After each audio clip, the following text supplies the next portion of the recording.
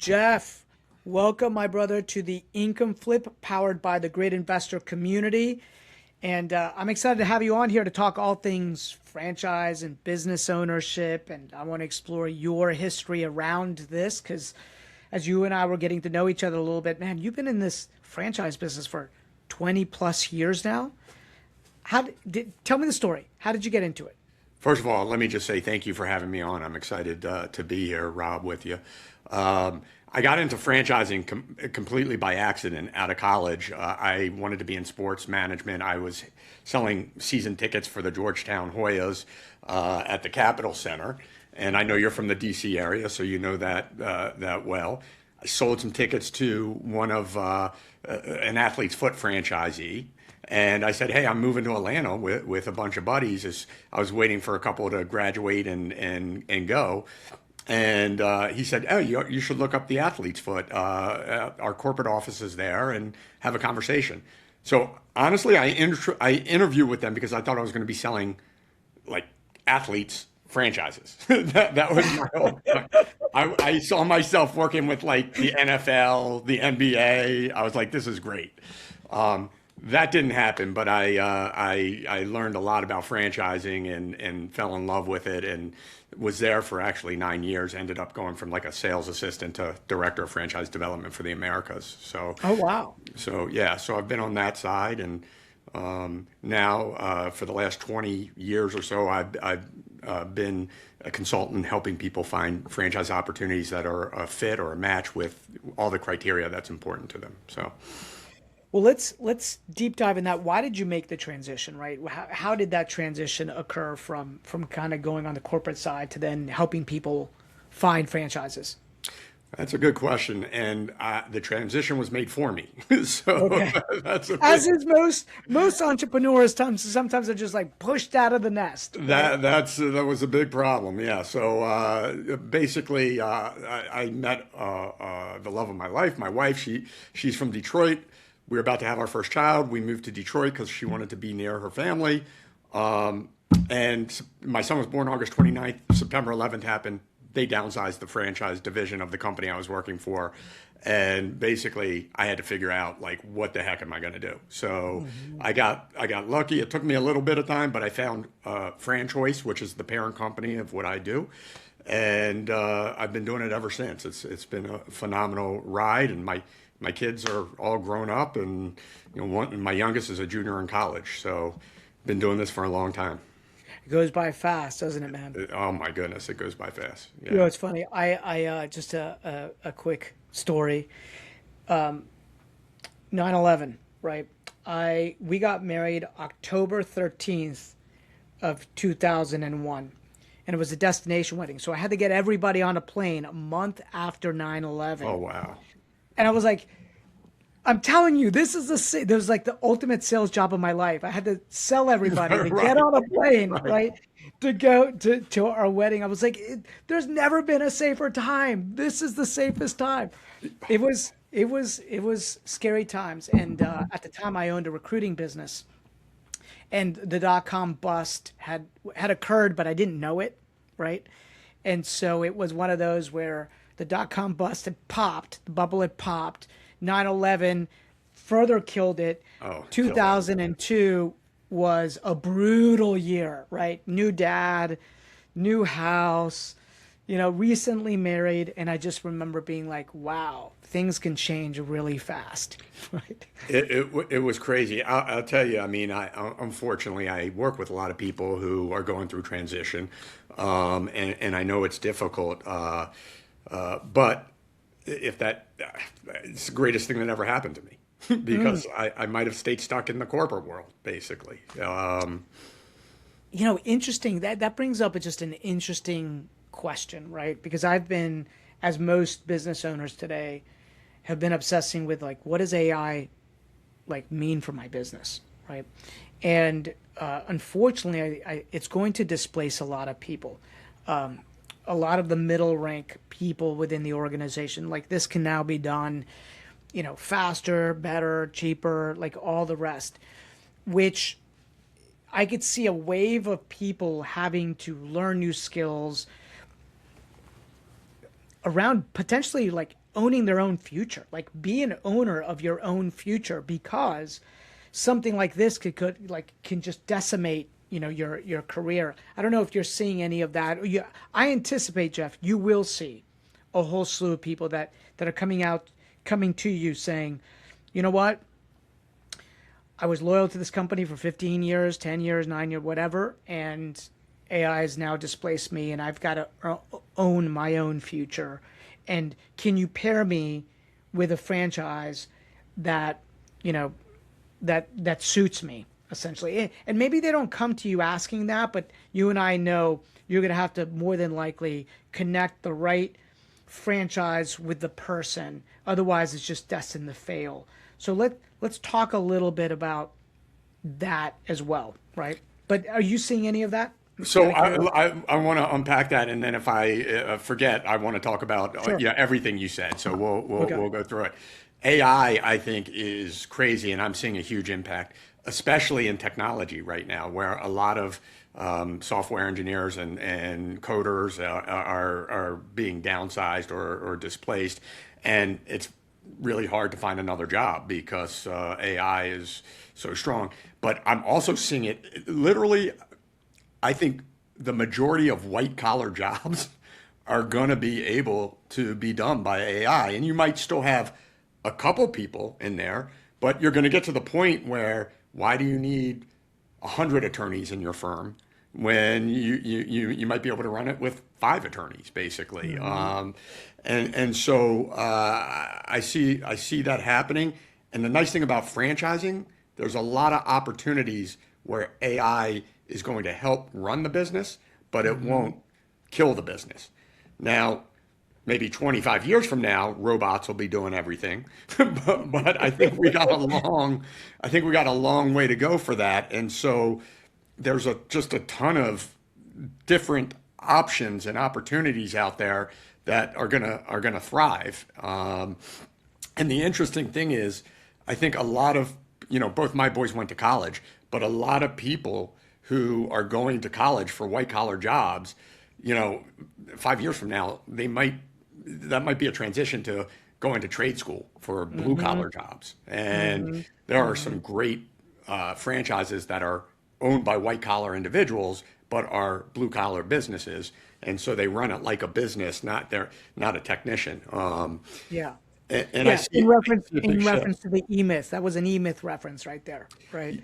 Yeah, that was a Yeah. reference, Yeah. E-Myth reference, which Yeah. is really a great book on franchising, even though it's not a franchise book. So it talks about how companies should basically, systemize everything that they do so that the owner doesn't have to be there, and it still goes smoothly. Yeah, But our podcast is called the Income Flip because we find that transition for people where they are the economic engine to then it being built as a business and then building wealth, that flip is really hard for people to make because they become so good at being the technician. They're the best cook, they're the best bricklayer, they're the best real estate agent.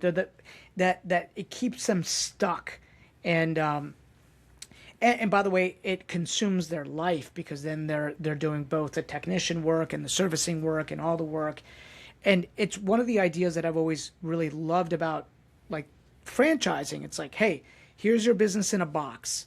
Execute the play. It's been battle tested, right? But all those boxes have to match the right person because if the wrong person buys the box, it's destined to fail, right? 100%. And it's interesting because what you just said with income flip, which is awesome, is exactly what I do. Everyone I work with, that fear and anxiety, making that flip from corporate world to entrepreneur is tough.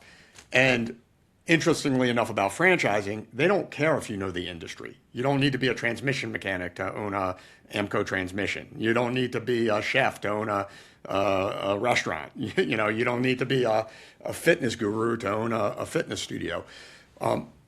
You do need to have the skills necessary to lead that business and run that business to make it successful. And you do need to have the capital to make sure that you can build the business and take the time to build it the right way. But more often than not, a franchisor doesn't want somebody with specific, skill set experience buying that same type of a franchise. And so what I do, which kind of leads to the, finding the right fit for somebody, is sit down and spend a lot of time with somebody. We'll spend, 90 minutes, 60, 90, even sometimes 2 hours on a Zoom, so I can understand exactly what their goals are, what they're trying to accomplish, what success looks like for them. I want to understand where their skill sets lie, everything that's important to them, and finding the right opportunity from a characteristic standpoint as well. So I want to keep them out of the stuff that is the most important to run the business if they're not good at it. And I want to put them into the things that they're good at that are the critical components to make that business successful. Then I want to understand all the criteria. Some people want to keep their job. I have great businesses that are designed for somebody to keep their job and hire a manager and manage managers. You're still putting in time. And then some people want to make a career transition. But you don't want to buy a business and keep your job with a business that you need to be full time or it will never get off the ground. So it's really important to find the right fit on that as well. And so that's kind of the crux of what we do, which you said is there are bad franchisors out there that it might be hard to be successful with. But most of the time when somebody struggles with a franchise, from what I've seen, it's because they made a bad choice because they liked the product or service as a customer, but the business is a terrible fit for what they're looking for. And they got into it for the wrong reasons. And I try to, yeah. I can imagine, like, if I'm thinking through. So I was an executive recruiter for 7 years before I ever got into real estate full time, and I was matching people with jobs, and it feels very similar, right? Yep. I want to make sure that I'm matching the right person with the right franchise where they're going to thrive, right? And where the relationship is going to work both ways. So I'm sure that the franchisor is looking for a very particular avatar, and the franchisee is also looking. Well, actually, most of the time, I would think the franchisee doesn't quite know, and they're self-exploring with you. And, I would imagine I would probably disc somebody, which is a personality assessment to kind of Sure. understand a little bit about like where they are on that spectrum. Are they more sales-oriented, more operations-oriented? And then I would seek to understand what they like and what they do and how much money they have and, how much time they have invested. Do they want to stay in their job, not leave their, like all those things, almost like a matrix. And then be like, okay, based on what you said, based on the money you have, based on your disc assessment, boop, these are the top 10 franchises, right? That would potentially suit you.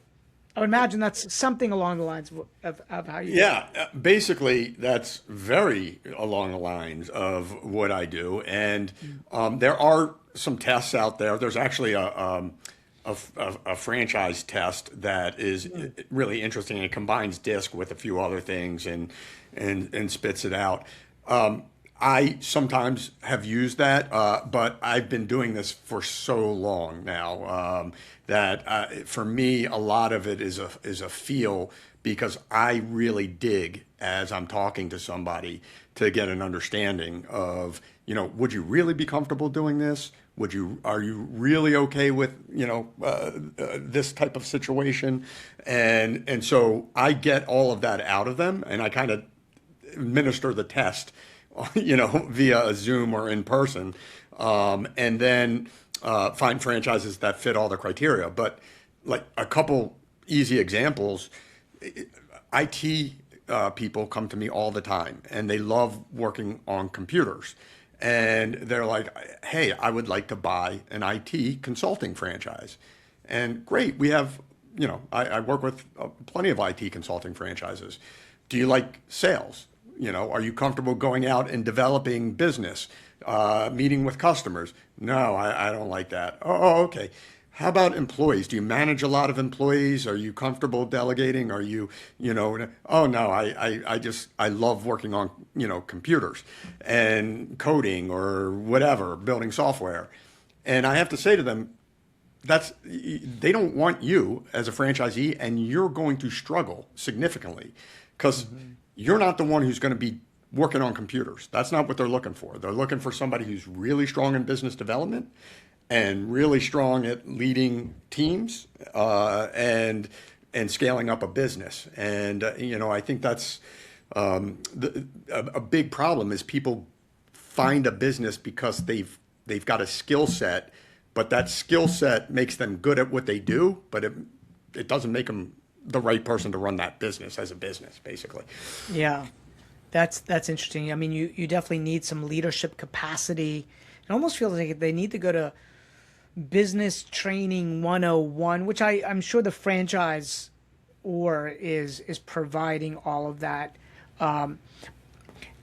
Okay, this is just a crazy question. What is the least amount to get into for a franchise that you've seen out there? What is the most amount that you've seen as far as dollars, it costing somebody? Because I think that there's just a wide spectrum of franchises that people potentially could buy. Yeah, it's a great thought. So first of all, franchising is just a system for doing business that a company chooses as its growth strategy. So if you think about it, any business could be a franchise from that standpoint. And so I work with a lot of lower investment, lower overhead businesses that are in the $100,000 range. But then there's businesses that are in the $2 to $4 million range, and everything in between. So and people sometimes mistake that you have to spend a lot of money to build a really good business and a really good franchise. There are a lot of lower investment, highly scalable franchises out there that you don't need to spend a lot of money with. And as you grow, you scale with people or you scale with trucks on the road instead of spending $500,000 every time you want to, expand. So that's that. But there are great storefront businesses and for the most part, and nothing is black and white, and there's some good businesses that can go either way. But if you want to keep your job and run a business, you need a business where people are coming to you. And, I normally say you don't want a lot of inventory. You don't want food because the employee base is really hard and you're not there. So the things that work really well are service-based inside of a storefront. So storefront is great for those. Health and wellness, fitness, women's beauty services, haircuts. There's several children's businesses and pet businesses and just different types of options that you're hiring people that are doing the work that are making that a career. They might not be, quote unquote, white collar, like an office person that somebody might be accustomed to dealing with if they're in a corporation. But they've gone to school, they're making it a career, or they're super passionate about what they do. And so, I'm sure a lot of people who listen to your podcast might not want to give up their day job or give up their income.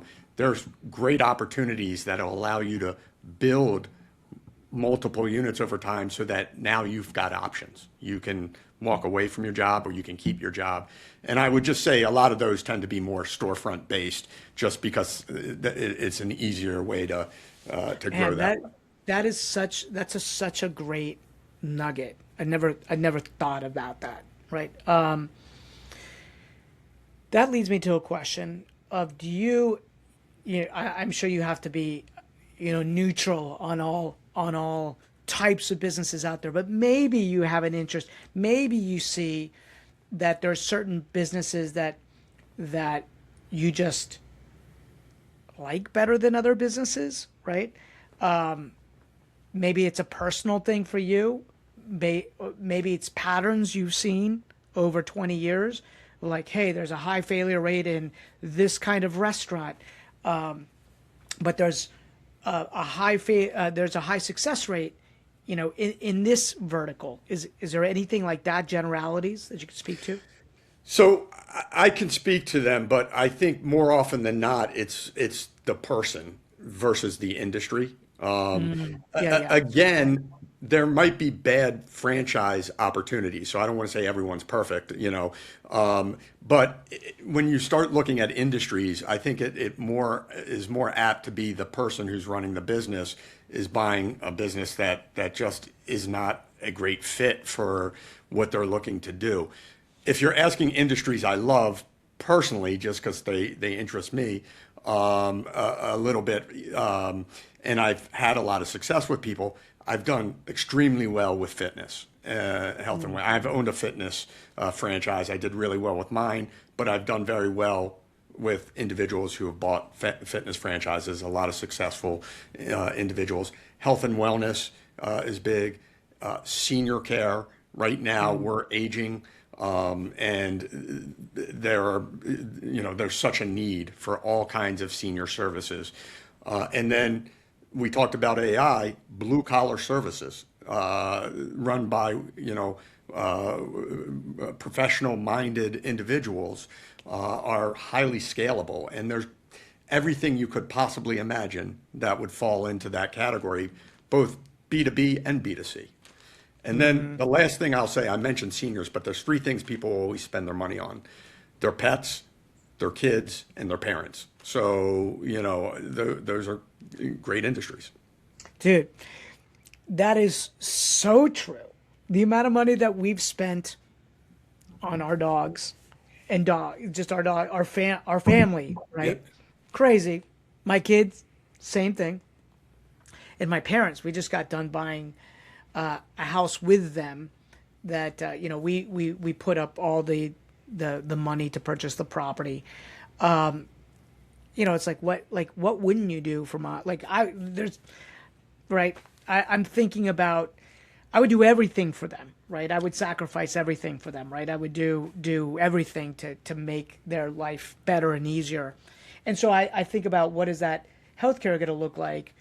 They're 83. What's that going to look like with assisted living at home or in-home care? I that's actually really cool. Pets, Yeah. kids, and parents. Yep. So, Yeah. yeah, and it's tough. I mean, my parents, from the looks of it, I might be a little older than you, but my parents are a little bit older, and they did have some insurance, but I think a lot of people in the generation above us are living a lot longer than their parents lived, and many people I know didn't plan for what was going to happen when they got to a certain age. So I think right now there's a lot of people in their 40s and 50s that are dealing with parents who are much older, and they have to figure out ways, not only financially, but like operationally, how they live, what's the best fit for them, and how to make it work. Yeah. Interesting. So pets, kids, and parents. And I would imagine you like all different types of franchises across all different spectrums, right? For that. It's funny. My daughter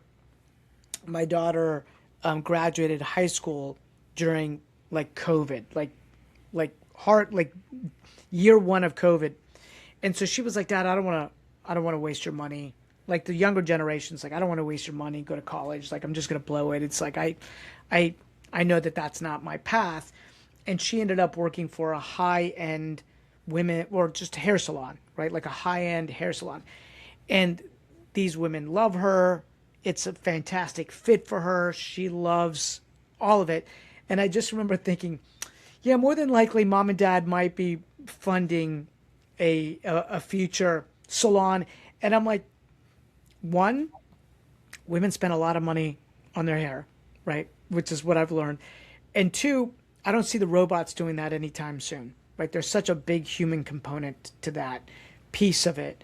I'm like, I think I told my wife, I'm like, I think she's good because of that component.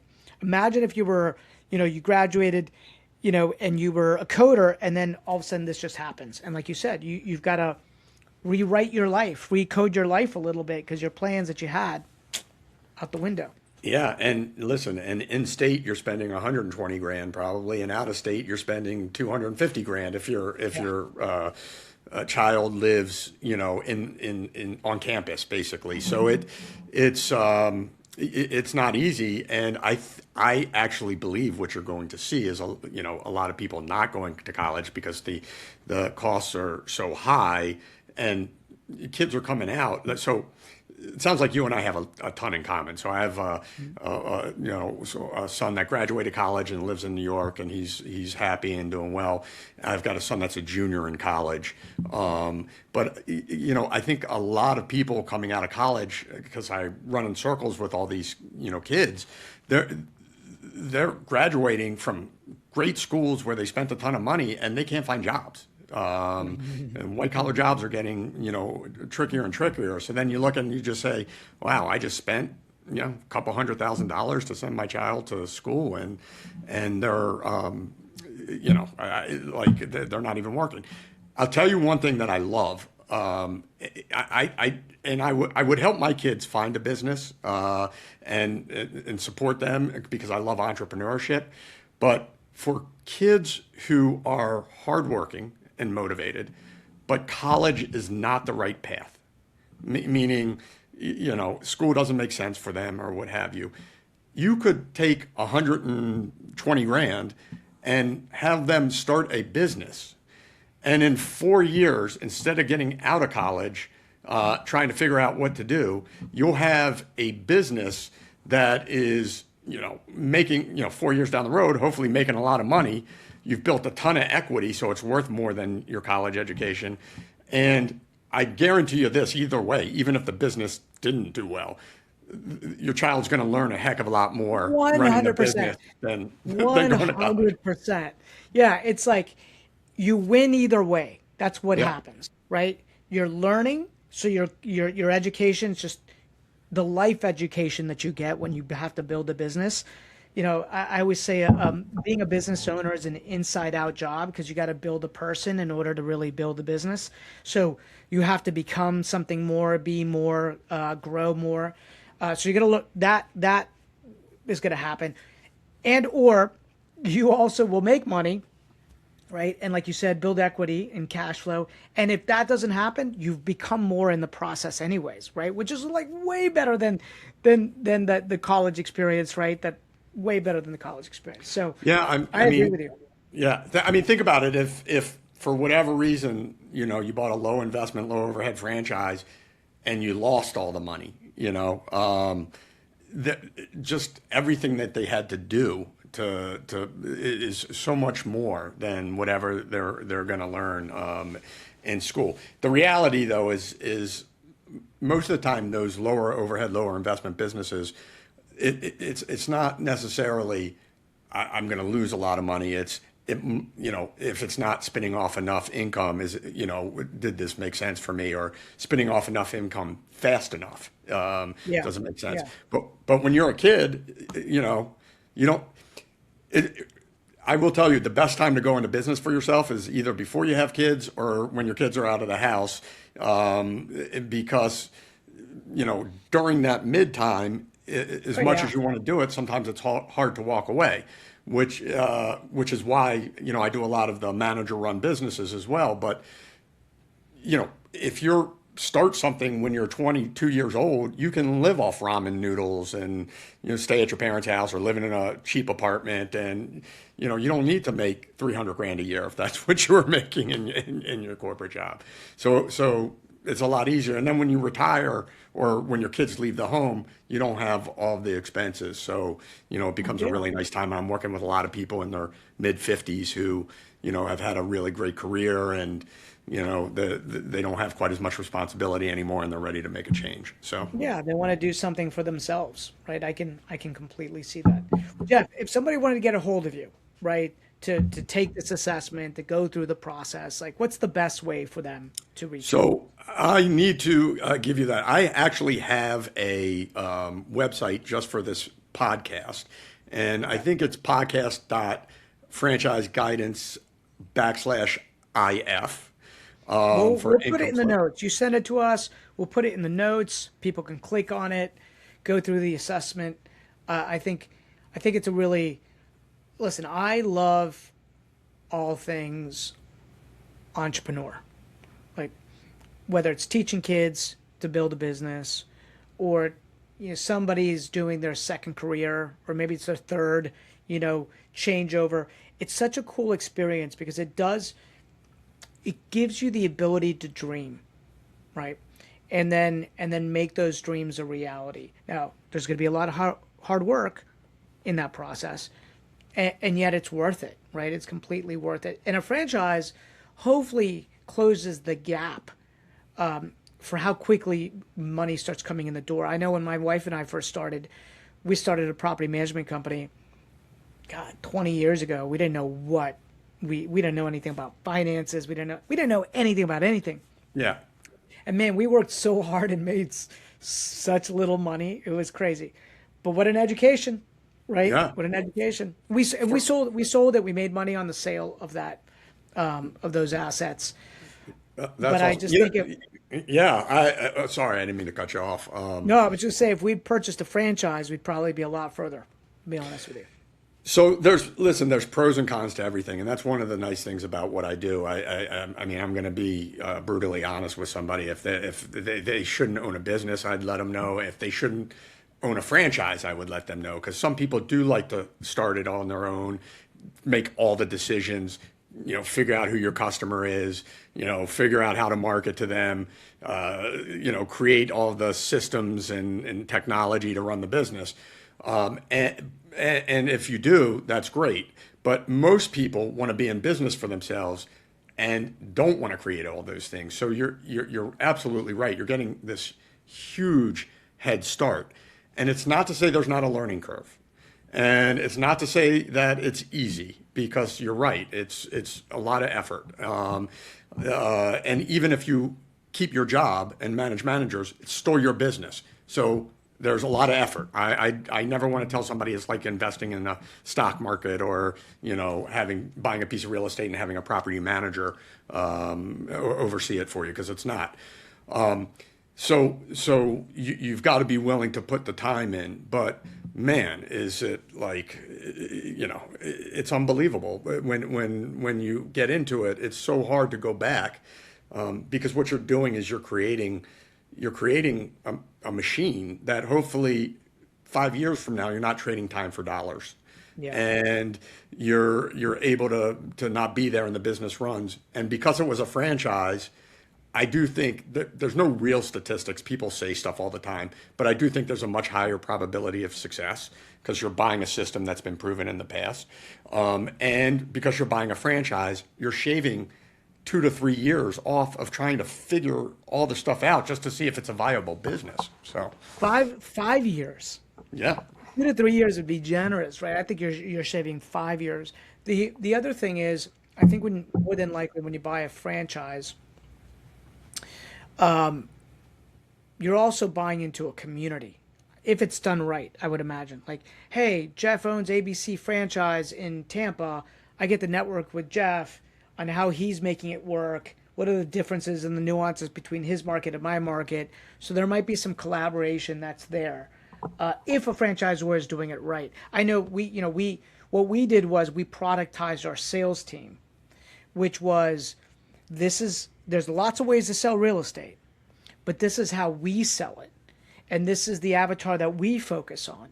And if you believe in this target market, this avatar, which are investors, builders, developers, that's our market, and you believe in building like relationships and marketing through community and events, then our model works for you. But if you don't, then let's not even talk, because this is what we do, right? We focus on multi-transactional clients, which are builders, developers, investors, through our real estate investment community. and we productized everything: listing presentation, buyer presentation, sales presentation, like everything.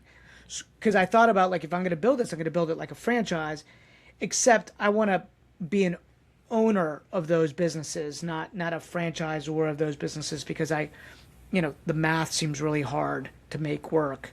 You need lots like, as it is, we own those businesses and get 50% of the profit of those businesses plus a 5% off the top, and that's hard to make work, right? Our company dollars like 20%, meaning our HQ takes in like 20% of all revenue of that. I would imagine the franchise 6%, 7%, right? So you need a lot.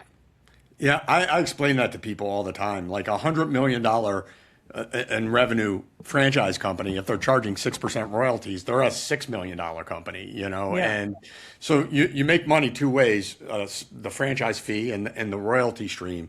The reality is you're not making that much on the franchise fee. People might think you are, but you're not, because to try to find the right person, it costs a lot of money. Whether you're spending a ton of money on advertising or using a consultant that gets paid like an executive recruiter might get paid. Then you also have to have a franchise development person that's really good, and it's not easy to bring people into a franchise, so they make a lot of money. And then you're also training them, and doing all those things. So the money in franchising's in the royalty stream, and to build it to a cash flow break even and then start making real money, it takes time, because you have to reinvest and you have to put money in I know. more people. Yeah, you got it. And, I know. and so you're spot on. I think a lot of people think these franchisors are just making money hand over the fist, and hopefully they will. But like it takes time. So one key thing I tell people all the time: there's some great emerging brands out there. Younger, they might be the next thing. You need to make sure you know where the money comes from behind them, because if they're selling franchises and they're not able to put the money back into support because the franchise fee is going out the door to other things, then it's a classic tale of a lot of franchisors. They grow way too fast and franchisees don't do well. So you need to make sure you understand there's money behind the company on those types of businesses. For training, for support, for onboarding, for community, right? In order to make them successful, because you've got to get that new franchisee successful to get that revenue stream, right? And that takes time, energy, effort, like all of it. Like it's I know it's expensive, right? Yeah. It's expensive. Jeff, I'm working. Oh, go ahead. I'm sorry. Oh no, go ahead. I was going to say, I'm working with a pretty, big franchisor that's well known in growing businesses, and they're doing a new opportunity, and they're selling franchises, and basically he said, listen, I don't plan on making any money on this until at least 2028. I'm just feeding it, I'm just going to continue to feed it until then. So, and this was about 6 months, a year ago. So it's not. So you want to make sure that they not only have a good system, but they have the support and infrastructure and the money to grow along with the growth of their system. And now I apologize that I cut you off on that last one. Oh no. I was just gonna say to get back to the best way to find you. We're gonna have you in the show notes, right? Because these are all all the questions that people have about matching you with the right franchise. And I know, especially as we head into the era of AI, we're in the era of AI. There's going to be a lot of displacement, and I think that people will turn to, well, let me just be the captain of my own ship, and let me buy something and let me build something. And so I do believe it is the era of the entrepreneur, of the business owner. And if people want to cut the learning curve from, I'd say 5 years, right, to 1 year, I think they'll invest in a system. I mean, that's why people choose us, is we tell them exactly how to execute the system. They don't have to go reinvent it. And Sounds amazing. and Yeah. and you guys would have to do the same. Anybody buying a franchise, it'd be the same thing. It's like, cool, you don't have to reinvent the wheel, right? Yeah, absolutely. So, Let me say one thing. It's funny because I should have had the website that's just for your listeners, but on there there'll be a quiz. There'll be a way if you just want to contact me to set up a conversation, and there's a little survey as well on franchising. But my website also has a wealth of information, and that's www.franchiseguidance.com. So that's what my brand is, Franchise Guidance. And I have an ebook on there. I have quizzes. I have all kinds of information about how to find the right franchise, different types of franchises. So, and you can also connect with me from the website if you're interested in having a conversation. Jeff, thank you so much for joining us on the Income Flip, where we help people flip from active income to something that's more leveraged, business owner income, passive income, and franchising, buying into a business, building a business, right? Whether it's real estate or outside of real estate, is a way to do that. It's still the way for everyday people to build wealth through ownership. And thank you so much, Jeff, for joining us on the Income Flip podcast. Absolutely. Thanks a lot for having me, Rob. I really enjoyed myself. It was great speaking with you. So I appreciate the opportunity to be able to talk about franchising with your guests. Cool. And for all the listeners out there right now, don't forget, we've got GridCon 2026, June 1st, June 2nd at Valo Park in Tyson's Corner for day one. And then the winery at Bull Run for VIP day on day two. Early bird tickets ended yesterday, but you still have the ability to sign up before all the tickets are gone. So we will see you there, right? GridCon 2026. Thanks, Jeff. Take care. Thanks, Rob. See you.